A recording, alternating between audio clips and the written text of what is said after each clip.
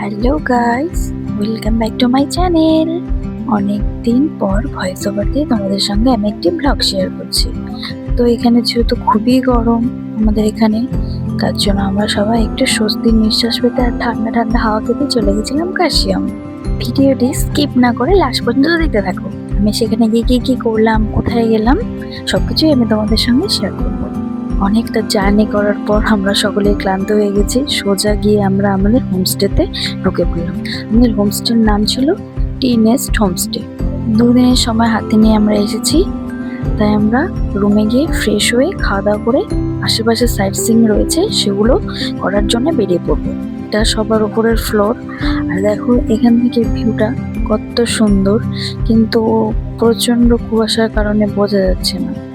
আর এখানকার ওয়েদারটা একদম মন ছুঁয়ে যাওয়ার মতো, বলে বোঝাতে পারবো না, এতটা সুন্দর।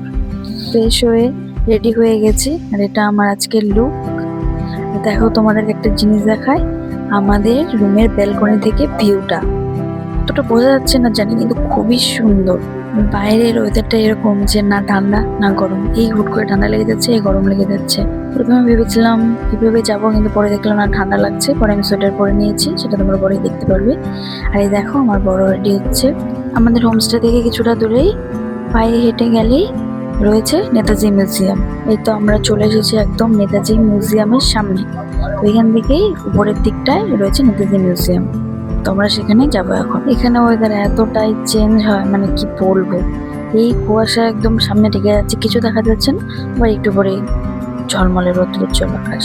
এই জায়গাটা ছিল খুবই সুন্দর, তার জন্য আমি একটু ভিডিও করে নিলাম এখানে মিউজিয়ামের ভেতরে। এরপর আমরা ঢুকে পড়লাম। তারপরে আমি কিছু ভিডিও ক্লিপ নিয়ে নিয়েছিলাম। তারপরে আমি জানতে পারি যে এখানে ভিডিও ফটো অ্যালাউ নেই।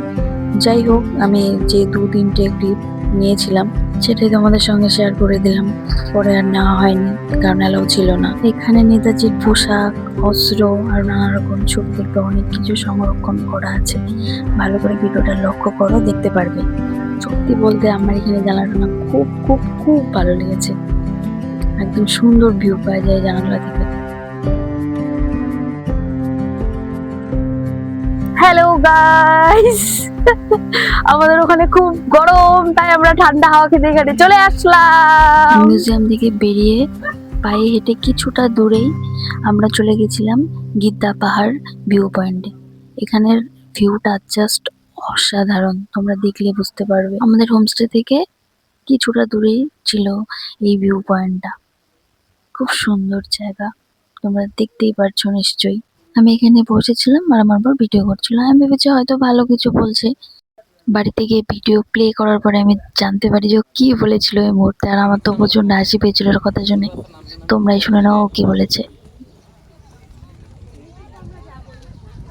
ध्यान से देखिए इस खड़ूस औरत को। একটু আগেই ছিল এখানে কুয়াশায় আচ্ছন্ন চারপাশ, এখন দেখো রোদ্র একদম ঝলমলে উঠেছে। মানে ওয়েদার এত পরিমাণে চেঞ্জ হয়, কি আর বলবো। এখানে সাইট সিইং কমপ্লিট করে আমরা আমাদের হোমস্টেতে চলে যাচ্ছি। তো এখান থেকে আমাদের হোমস্টে বেশি দূরে নয়, পায়ে হেঁটেই যাওয়া যায়। এরপর আমরা কি করলাম রাতে আর সন্ধ্যায় সেটা জানতে হলে অবশ্যই কমেন্ট করো।